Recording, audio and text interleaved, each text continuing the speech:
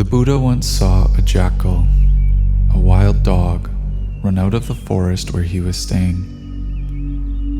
It stood still for a while, then it ran into the underbrush, and then out again.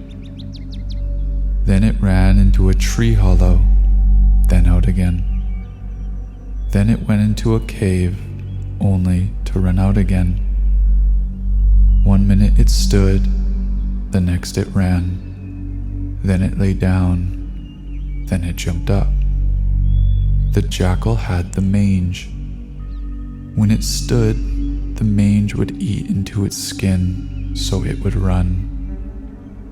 Running, it was still uncomfortable, so it would stop. Standing, it was still uncomfortable, so it would lie down.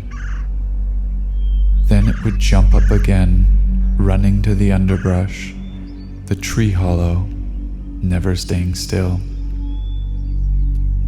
The Buddha said, "Monks, did you see that jackal this afternoon? Standing, it suffered.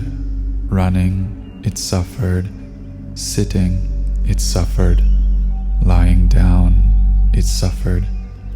It blamed standing for its discomfort. It blamed sitting. It blamed running and lying down. It blamed the tree, the underbrush, and the cave.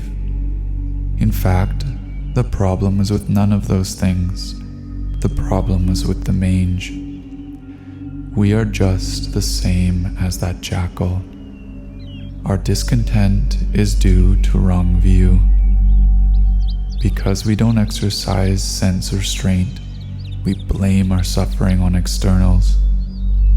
Whether we live in Thailand, America, or England, we aren't satisfied. Why not? Because we still have wrong view.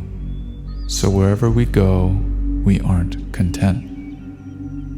But just as the jackal would be content wherever it went as soon as its mange was cured, so would we be content wherever we went once we rid ourselves of wrong view.